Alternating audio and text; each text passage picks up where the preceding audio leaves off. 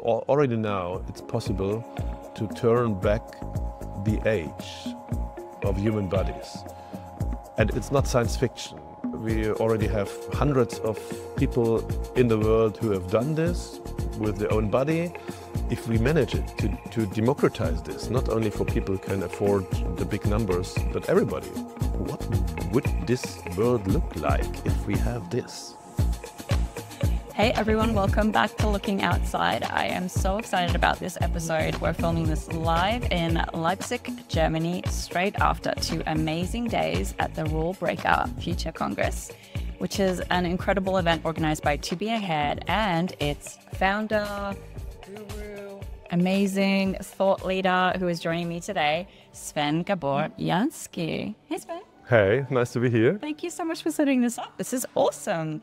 And I interviewed 3 of the speakers yesterday who came out of the event as like really full on 2 days, but super energized by everything that we were seeing and hearing. So congratulations firstly. Thank you. Thank you so much. Yeah. How many years has it been running now? It was the 24th edition, so 23 years. If you start with edition 1 in year 0, then you have 23 years, and then edition 24. Yeah, it's a long time. It's incredible. Yeah. I can't wait to get into that because I'm sure that you've seen a lot of interesting things emerge from the Congress, because the whole point of the Congress, by the way, is to bring in, hence Rule Breaker, those innovative thinkers that are really trying to do things that are cutting edge, that push the envelope.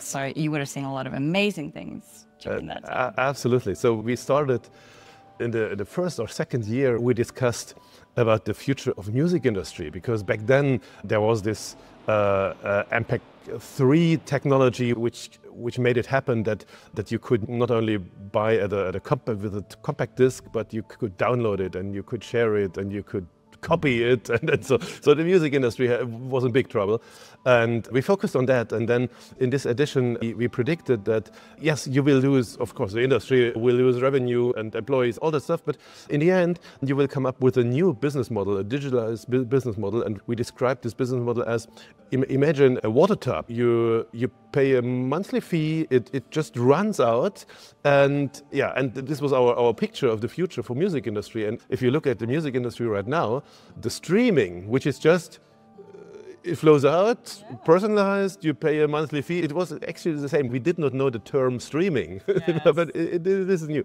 But we described what the major business model of the music industry is now, and we described it 20 years ago.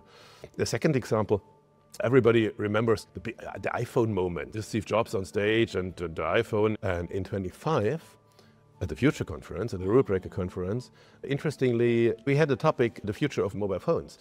And we invited the Chief Strategy Officer of Nokia, Heikki Nordhaus was his name.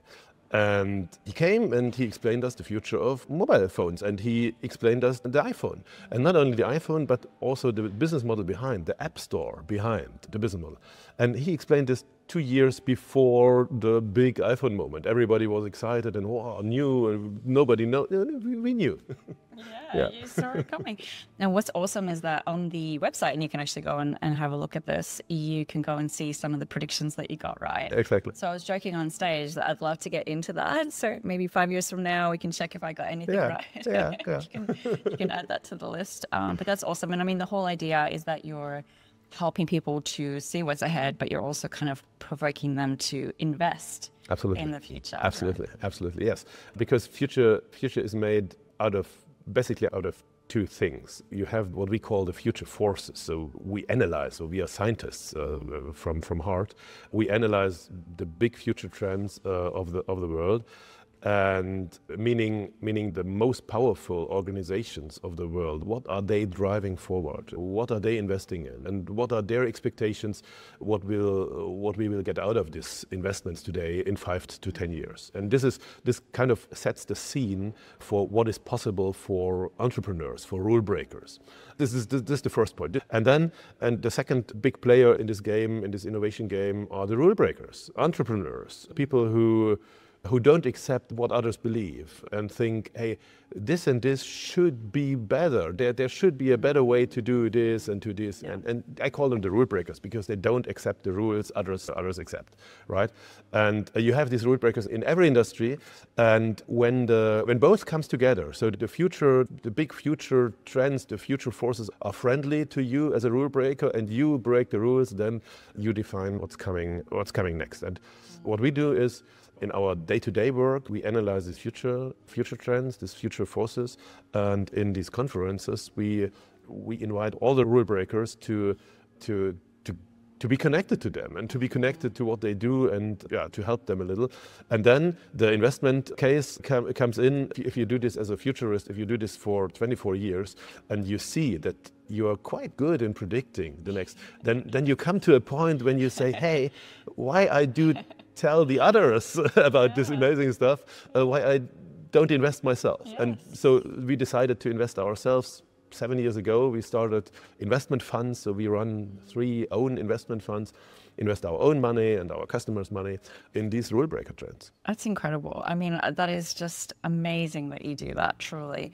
You know, sometimes as futurists in the foresight field, this is a question that we get from everyday people is, if you can see what's coming, like, why aren't you banking your own money, like putting your own money against it? And that's literally what you're doing. Exactly. It's incredible. And you're also investing in the future yourself, because I can imagine that you push for the investments that you believe will make a better future. Yes, sure. So, but basically, it's not based on my belief, but it's based on our studies. Yeah? To give you a rough picture, in our institute, we do 10 deep dive interviews a week. Deep dive interviews means we ask chief strategy, chief innovation, chief foresight, chief technology officers from big companies, 2 hours interview about their predictions of the future. And if you do 10 a week and 500 a year, and then for 24 years, then many interviews you have, and then you have some AI which summarizes and analyzes and so on. So in the end, you have studies, you have predictions on the next 5 to 10 years, basically in each industry. And then myself, I read the studies. Sometimes I read the interviews, but I don't have time to read everything, but read the studies, read the analysis, and so on.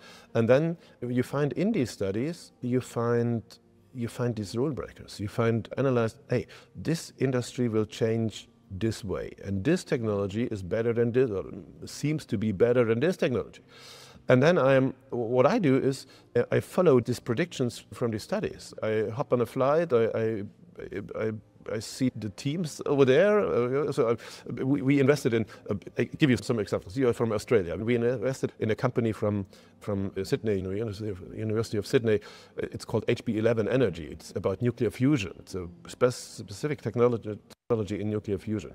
The University of Sussex in Brighton, in England, UK. Quantum computing. University of Berkeley, Cryopreservation, Stanford University. This is one of our recent investments. It's about an artificial womb. And in Tel Aviv has 3 big, great universities. So what we see in the studies is technology teams, mainly in universities. Sometimes they already spun off, but in universities. And then we connect to them, and I try to help them to spin their technology off, and I can be the first investor, which is, to be the first investor is nice because it's cheap. It's the cheapest way to invest. Yeah. Of course, also with the biggest risk, but for the risk part, we have our studies, and that's why I say we invest only based on our studies. Yeah. And as an early investor, one of the first investors, you're also, I imagine, building a relationship with these founders, these rule breakers, so that you are almost like a support system for them as they go through their journey. Yes, we are. So you saw Janszky from California, from Berkeley. She was one of our first investments. Now she presented at the conference. And what she did is she found a technology which which enables us to freeze liquids, but without being crystalline. And if you freeze liquids without being crystalline, then you can freeze organs, human tissue, and you can defrost it, and then it works. Yeah? So it's kind of a cryopreservation for organs, and it's a huge market in the future. Yeah. We invested, I think, 8 years ago or so, 8 years ago, one of our first investments, and it's exactly as you say. So in the beginning, these amazing scientists need some money. More than the money, they need mental support. They need somebody who believes in them. They are surrounded by people who don't believe in them, who say, you're completely crazy, you will lose your money. And so they need the first believers. And then in the second stage, they need somebody who connects them to strategic partners or strategic investors. So especially I could connect her to one of the wealthiest families in Europe, so the Swarovski family, and they became the lead investor in the second and third round. So this is what I can do. And then I can invite them for the conference, and then they meet you and the other amazing guys. So, yeah. I've spent so much time with Shashi, where she is an incredible woman. Yeah. I mean, the background that she has, the journey that she has in coming to America, and starting this business, this idea, and it's only the beginning, right? This is what was really inspiring for me hearing it, is that, yes, she wants to preserve organs for longer so that we don't have this wastage in the organ donor system. But then, she wants to do so much more. Absolutely. This is a typical scheme in this deep tech, in this amazing technology developments.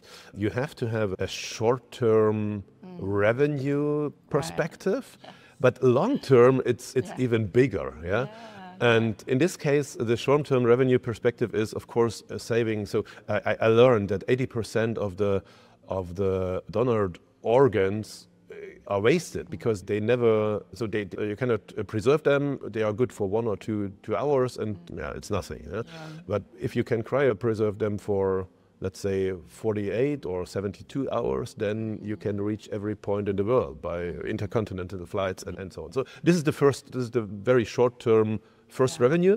But long-term, imagine that every person, I learned almost 50% of dying people die by a failure of one of our organs. So at this point, if you have kind of a spare part or organ somewhere in a cold chain or in a cold chamber in a hospital, you have your stem cells and you can frozen, and you can, out of these stem cells, you can print an organ in a 3D printing, bioprinting way.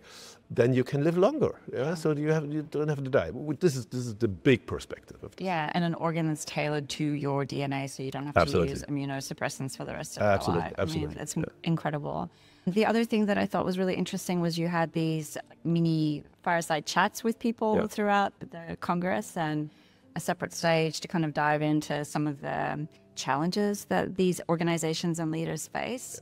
And there was one panel with Hamid and Shashi. Hamid's already done a podcast with me, but I'm trying to get Shashi on the show. Yes.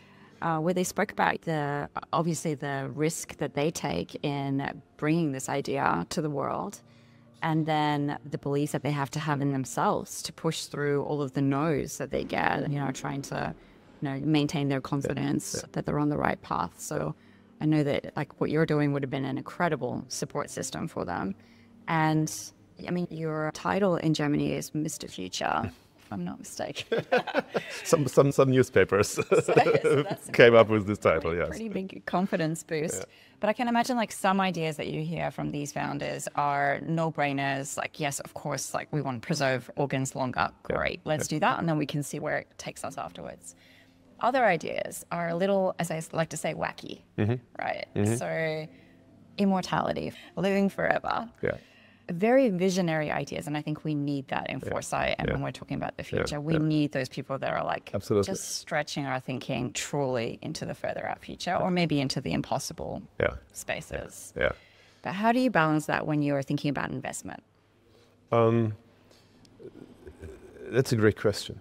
So let's take this immortality as an example, because immortality is a combination of technologies. Of course, if you see the term immortality, you think, hey, crazy, don't believe this, nobody is immortal. But if you see this as a combination of different technologies, which each of them has an impact on living longer, then in the end you might come to the belief that immortality is possible. So let's focus on some technologies there. Of course, we have the genetics. It's a matter of a few bucks to analyze your genome, which was billions in the past, but now it's so, and it will shrink. The price will go down to cents probably. So this is a no-brainer. Then you have the possibility to edit your genome. We saw Liz, amazing scientist, Liz Parrish. She tried on her own body 10 of these existing gene therapies, and if you look at her, she.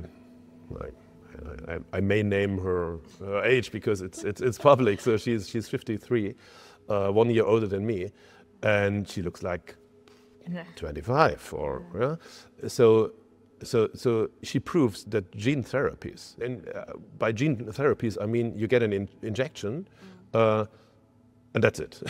so it's not a half a year or whatever. So it's just an injection. So she proves that by gene therapies you can be healthier, you can edit your genome, and so on. And this makes your lifespan, again, a little bit longer, but probably not for immortality, but a little bit longer. And then you have Hamid and what he is doing in the food industry. And in the food industry, at least probably you know more about the food industry than me, but in our studies we use the term medical food because you can use food to every day to optimize your microbiome in the gut and so on. So for many things. So, and if you put all these technologies together, and the spare part organs and so on, if you put all these technologies together, then you come at least to the point that the human body can live for 120, maybe 150 years. And not in a far future, so not Spaceship Enterprise or whatever, but in the next, let's say 20 years, maybe 20 to 30 years. So everybody who makes it, who stays alive the next 30 years could participate in this technology. And then another technology comes in, it's from the computer space, AI and so on, it's called brain uploading. So we already see this, that so small parts of BCI's brain-computer interfaces are possible. And now the question is, if you live, let's say, up to the age of 120, then I do it for me, I'm 52, then I have, let's say, 70 years time. And if in the next 70 years, the brain uploading is possible, then maybe my body will die, but not my brain, not myself, my identity. And this is one form of immortality. So, but your question was, how do I pick my investments, right? This big thing of immortality, I separate this into different technologies, analyze these technologies, which technology will be available for many people, for mass market, not only for the very wealthy, but for masses, let's say in the next 10 years. And these technologies I'm investing in. The others I observe, I carefully look at them and I analyze them, and I know the people already for the moment when it becomes likely that in 10 years there will be a mass market for the probability goes up. I really like how you point out that nothing sits in isolation in itself. All of these things build to create this future. So you're observing all of those different elements. And obviously, like a big element of this is also change management, which is so much of what we do in Foresight, is just getting people to think differently and to accept that change is a part of life. And that slight feeling of discomfort that you have is normal, and it's okay to sit in that for a little while before you don't bury your head in the sand like the ostrich, like we saw in Jose's presentation. But keep going. However, that kind of is the thing that we're up against, particularly in industries that are moving a lot slower, is that they're a little bit overwhelmed with the pace of change. Do you feel like there are any technologies or industries that are moving too fast? That's a good question. I never thought about the question if they do it too fast, because I'm analyzing what is likely to, so it's completely unlikely to get them moving slower. They move so fast, right? And not they have to adapt, the others have to adapt to the speed. Because it's the speed of technology, it's the speed of computers. And what we see in the computing field is that between, so the first computers, you remember the 1940s, the first computers were built, and between 1950 up to 2012, so 2012, we had this Moore's law that every 24 months the capacity of the computing capacity doubles at the same price, and this speed is not there anymore. Since 2012, we see the doubling of the computing capacity, which was in the previous years every 24 months. We see this doubling in 3.4 months. So this is the result of self-learning artificial intelligence, right? And in the future, when it comes to quantum computers, so they are there, of course, now, but to use them for a normal company, in a normal industry, to use quantum computers, we predict for 2028.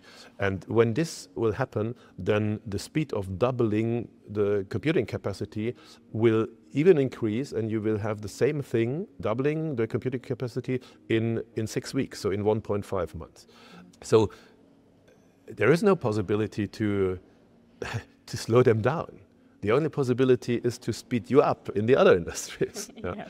And that's why that's a big thing. As you mentioned, it's a big thing to make people aware what is happening in the other industries, and to make them aware the changes, the speed in these other industries really affects you in your industry. Yes. Yeah, that's the thing. Yeah. Yes. Yeah. Oh, I really appreciate that you did intentionally bring food into the Congress. I don't know if you've done that in a bigger way in the past, but I thought it was a really nice compliment to the Congress. And surprisingly, two things that I noticed was, obviously you had a very large audience, and many of them were startups, entrepreneurs, innovators. Yeah. Some of them were just really curious people that wanted to understand where the future was headed and take that back to their own industry. I had some people come up to me afterwards saying, that they are actually in the food industry, and they would appreciated the links that you were making for them. So that was great. And then there were just a lot of people who, it came of their own accord, because obviously you've created this reputation for this event, that this is a place where you can learn about the future, that you can be curious. This is a very new thing. This year was the first conference when we opened up basically for public, so for interested people. In the previous years, we had a conference much smaller, so 200, 300 people, very focused on industries. We got together the chief innovation, chief technology, chief foresight, whatever officers from industries, but from companies.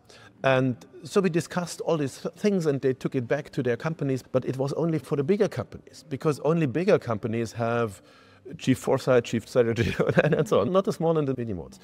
And I found, a year ago, that I'm not really satisfied with this as a futurist, as a future scientist, only to work for the bigger companies, the governments who can afford it to buy or to pay for the big projects, right?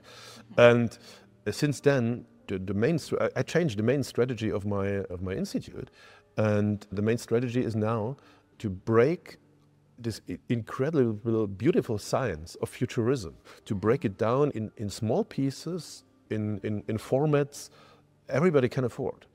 And that's why we opened the conference this year, basically for everybody. So I feel that we, foresight experts, futurists, we have the responsibility to bring this beautiful science, what we are deep in, to the masses, right? Yeah. And that's what I and my employees in the institute, what we are working at.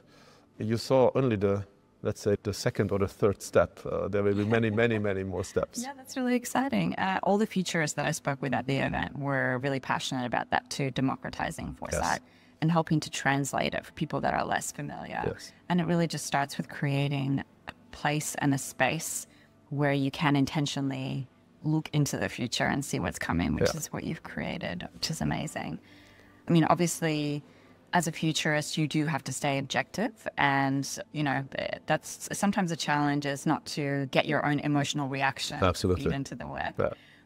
But, you know, there are some things that I think we personally, as individuals, get really excited about. So I'm curious, of everything that you saw in the Congress, what was that one thing that personally got you excited about the future? Many things. But if you ask me for the one, then I would say it was Elizabeth Parrish, and she explained that already now it's possible to turn back the age of human bodies. And it's not science fiction. It's there. There is technology. There are some regulatory issues in US and in Europe, but in other parts of the world it's already done. We already have hundreds of people in the world who have done this with their own body. Only hundreds because it's very expensive. It's 350,000 euros for an injection.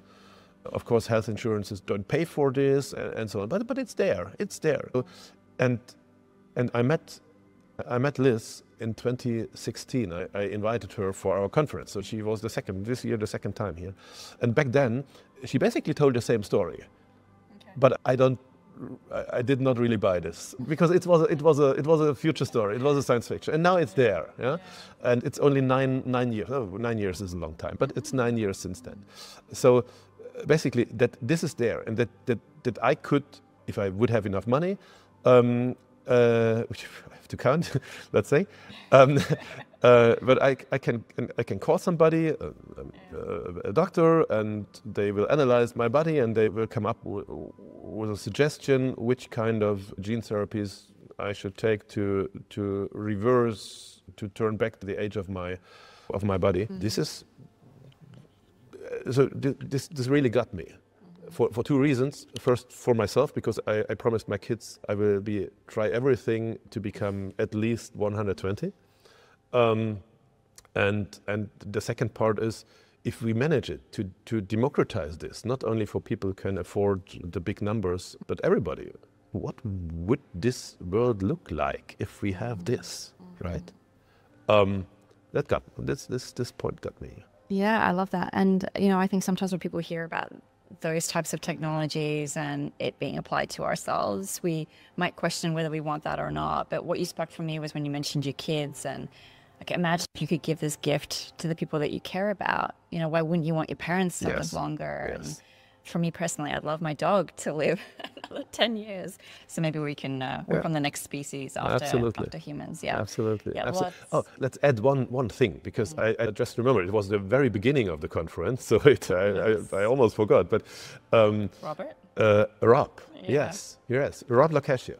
Rob tested with, he's an AI guy and an artificial intelligence guy from Silicon Valley. And he created an AI technology which duplicates you. So this AI tool talks in exactly with your voice. It tells, if you train it, it tells exact your stories. And based on your knowledge and based on your, I don't know in English, in Germany we call this the shame level, so which words you use and which not, and on your level of humor and so on. So it replicates you, right? And I tried this only because the briefing call with Rob was only 10 days back, so we had only 10 days to train this. It's too short. But I already showed in the conference what is the result, and it was not perfect yet. But if you train this for, and I will, of course, for let's say 6 months, then it's basically you. Of course, it's not you, but it sounds like you. And yet now imagine you not only have one of these things, but 2 or 3, and in the course of the time, they learn, and maybe they learn more than myself, and then I can connect with them and I can talk with them. They can talk among them, so from each other, and in the end, and the end is not decades. The end is this end is maybe in 5 years or so. We are living in a world in which most of the conversations of the world are between these AI agents, right? And this is also remarkable for me because I saw that AI agents, of course we are talking in the future, we are talking about AI agents every day, but these AI agents are replicated persons. So it's kind of human. It's kind of really personalized, right? It's not the whatever, the ChatGPT or Perplexity or something. It's a part of yourself. If you take this idea and try to imagine what will be in the next 5 to 10 years, then this world will change, and I'm part of it. Yeah, well, I think what you're making me realize, which I don't think it quite clicked for me before, was everything that you mentioned, all these examples, are about preserving human life. There's a intrinsic value that we're aligning exists with humanity, and that we're trying to save it, preserve it, which is a beautiful thing. Not to, augment it and make it something that it's not, but to save it. Exactly. And this is one of my major learnings from the previous years, when I connect with these beautiful minds and these bright minds who create these technologies. If you have a direct connection to them, if you can talk to them directly, then you learn that maybe not 100%, but majority of these people really wants to make the humanity better, to better humanity, right? And if you look at the newspapers, what journalists or reporters write about this, who are not directly connected to these persons, they express their fear that this is not human and this is some whatever it is. But if you directly connect to them and you feel, hey, they are humans and they want the best for humanity. Yes, they care, and they're surprisingly, maybe versus what people assume, like rigorous, and like they want to abide by the ethics, and they are taking as many steps as they can to make sure that happens. So it was a very thought-provoking and inspiring Congress. Again, congratulations on putting it together. Thank you for letting me be a part of it. It was wonderful. Your part was wonderful. Thank you. And allowing me to stealing all of your speakers and bringing them on my podcast, which is awesome. We'll get those voices in front of more people. One last question for you, and what I'm really curious about, because obviously I'd love to know how you gain a fresh perspective. Yes. But I feel like maybe it's easy for you because you're very curious, you're very innovative in your thinking, and you get exposed to so many different things as a future scientist. Yes. So how do you get yourself out of the future into the present? Into the present? Wow, that's a good question. I think,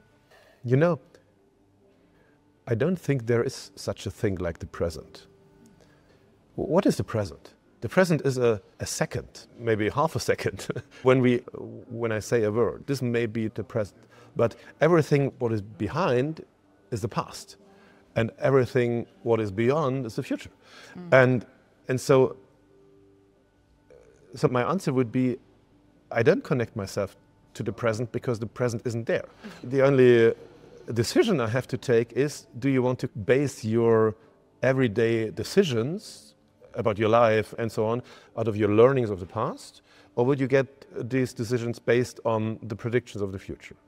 And if it comes to this question, I trust the possibilities of the future much more than the learnings from the past. Because if you try to, in a very neutral way, to look at this question, then our opportunities in the future will be much bigger than our experience in the past. Why to look to the past? I don't want to connect to the past, right? I want to connect to the future. You are well and truly living in the future with every second. I love that. Sven, it's been an absolute pleasure. Congratulations again. Thank you. And thank you for coming on the show. Thank you. Thank you all. Wenn dir dieses Video gefallen hat, dann lade ich dich ganz persönlich ein. Komm zum Rule Breaker Zukunftskongress im nächsten Jahr, weil da gibt es mehr davon. Dieser Rule Breaker Zukunftskongress ist kein Kongress wie jeder andere. Das ist ein Ort, an dem du die Zukunft deiner Branche verstehst, gestaltest und manchmal sogar neu denkst. Die Agenda wird wieder voll sein von Rule Breakern, Visionären, Technologen aus aller Welt, von echten Unternehmern. Hol dir jetzt dein Ticket und ich verspreche dir, das wird sich absolut lohnen. Den Link findest du in der Videobeschreibung und über den eingeblendeten QR-Code.